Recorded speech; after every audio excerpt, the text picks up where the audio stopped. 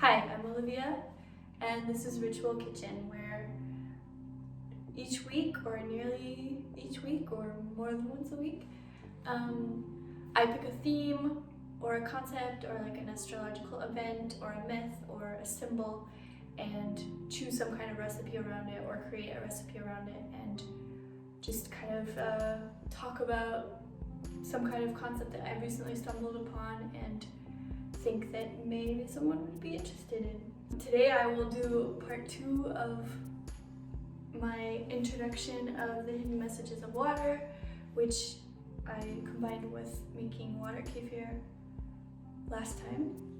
I also did it again with some lime and kaffir lime leaves, and that was actually a lot better than the dates and raisins. Yeah, but today I'm also going to make a very ocean-inspired kind of meal with nori, with wakame, with banana blossoms. I picked this up at the grocery store just out of curiosity, and then read that it can have quite a fishy texture. So some people use it as kind of, the vegetarian fish option. And so I'm doing a salad based around soba noodles because I've tried a couple recipes out that use that, and it's always really good. And then I will talk about the hidden messages of water a little bit, chapter 1, and also Saturday the 13th we have a new moon, and it's in Pisces, the sign of the ocean, the sign of emotion. And this one is kind of significant in that the sun, the moon, Neptune, and Venus are all in Pisces at the same time, so it's should be quite a watery, intense new beginning, and I'll just talk about that a bit. Yeah, one of the interesting messages from chapter 1 is that he talks about how water is just basically a mirror of the soul, and that water aligns to our consciousness, so whatever we are putting out there. Yeah, it just has to do with the fact that everything in our universe is vibration. The entire universe is in a state of vibration, and each thing generates its own frequency, which is unique. All that I have to say in this book is based on this one fact. My years of research into water have taught me that this is the fundamental principle of the universe. Human beings are also vibrating, and each individual vibrates at a unique frequency. Each one of us has the sensory skills necessary to feel the vibrations of others. It also goes for, every location, every object. Certain locations around the world draw a lot of people to them based on the frequency or the vibration that they send out, and all of us can, intuitively sense this, even if it's on a very, subtle level that we don't always connect with. What's also interesting that he points out is, if everything is a vibration, then everything is also a sound. The only thing is that we can't hear every one of those sounds. Like, there may be animals or plants that can perceive, these vibrations and sounds in a completely different way than we do. But yeah, ultimately each of us is also a sound. It is said that the human ear is generally capable of hearing frequencies from approximately 15 hertz to 20,000 hertz. Hertz indicates the number of cycles of the repetitive waveform per second. And so actually it's a good thing that our ears have such limits, otherwise we probably wouldn't be able to sleep at night. And so basically he says that water is the master listener. It's so sensitive to the frequencies that are around it or that it receives that it essentially mirrors it mirrors the outside world. So basically whatever frequency we are putting out, that water is going to mirror it, which makes it all the more apparent how important it is to, process your emotions or be in tune with them and to know what you are sending out. Here is the love and gratitude crystal. Here are different versions of the word thank you in different languages, which is pretty amazing. Yeah, so I think that that's a good little example. On this page, here are some images of what the water looks like when it has been, insulted or told that it's told you fool. It's not looking up. It's not looking good. So don't call yourself a fool. So those were just some tidbits out of chapter 1. This Saturday we have the Pisces new moon, and Pisces is connected to Neptune, to intuition, to the ocean, lots of emotion. And yeah, so if you have, having a new moon in Pisces is going to mean that it's going to be some, intense emotional energy. And this one is going to be a lot about, completion, letting things go, releasing. And since it is in Pisces, it's going to be more about letting go of like the shadow aspects of the Pisces sign. So things like disappointment, sadness, sorrow, blame, any feelings of like, being a victim.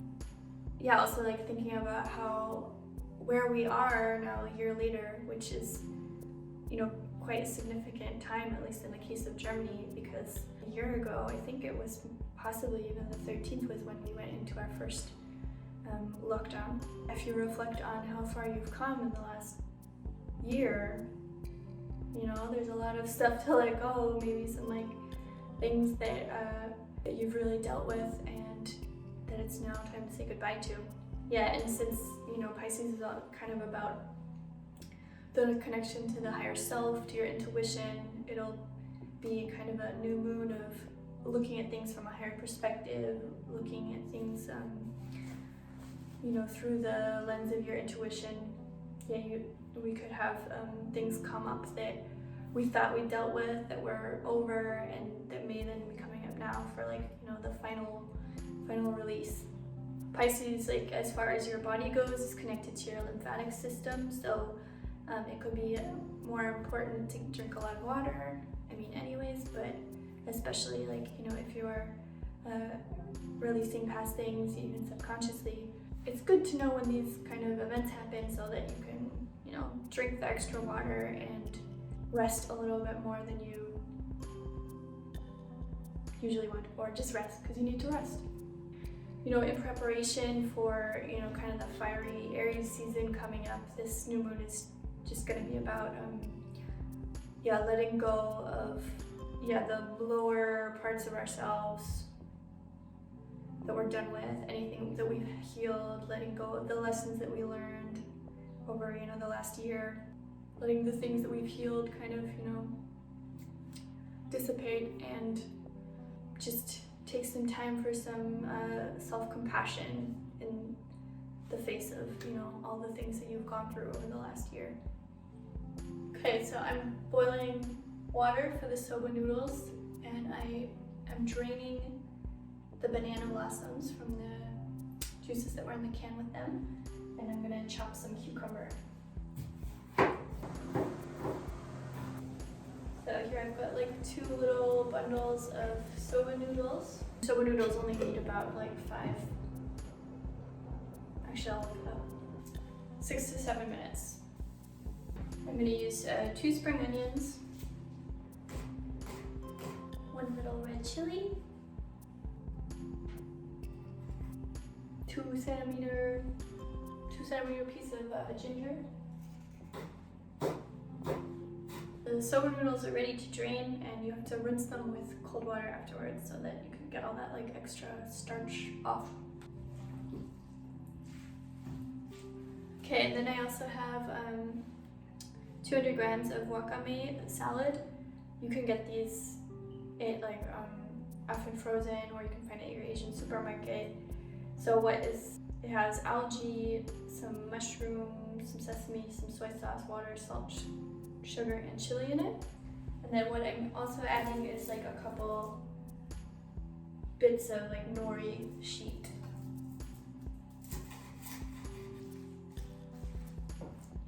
Then I'm toasting like a tablespoon of black sesame seeds. So this is what the banana blossoms out of the can look like after I've drained them. And here's our salad, mid-make. Good mix of green and black and just looks like a tangle of seaweed already. And so what I'm gonna do with this is I'm going to toss it with some cornmeal. So I've shaken my banana blossom in this bag and a little bit of cornmeal, and then I'm going to fry it in peanut oil. I looked it up, be careful not to over fry it, only till it's like golden, because otherwise it can end up tasting bitter. So I'm gonna have to be, careful and smart. Also, I have my toasted sesame seeds ready, so they can be added at the end. While the oil's heating up, I'm gonna make the dressing. So I'm using the juice of 1 lime and maybe like 50 mils of rice wine vinegar, like a teaspoon of soy sauce, like a teaspoon of maple syrup, and I'm adding like a tablespoon of tahin as well because it goes well with the whole sesame thing. So I'm going to add the dressing to the salad. I've got some coriander.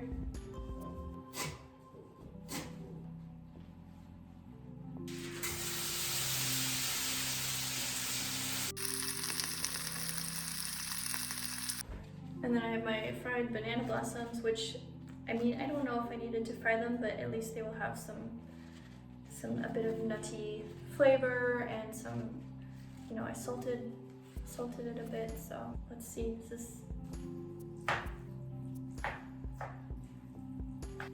So the last thing is just the toasted sesame seeds, and then it's basically good to go.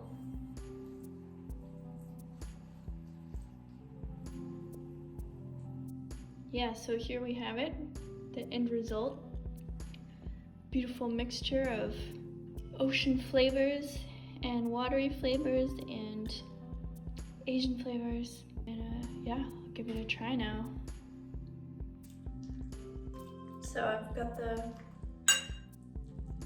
end result here in my hands. Slimy ocean concoction. It's good.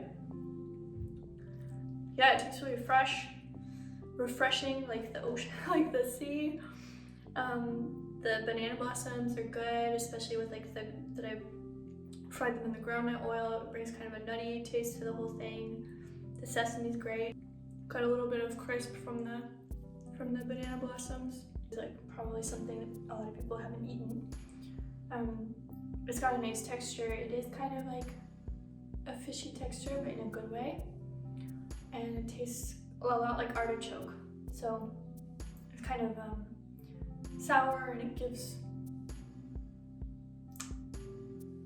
kind of the texture of an artichoke basically. But yeah, it definitely tastes great. Yeah, absolutely nothing weird about it, no weird texture. It's just like it's just good. It's good. It's good. It's fresh because of the lime. Yeah, I'm pleased, and I can recommend. So this was fun. I'll post the ingredients and the instructions below. If you enjoyed watching, if I talked about something that you thought was interesting, if you enjoyed the food or looking at being made, then please like and subscribe.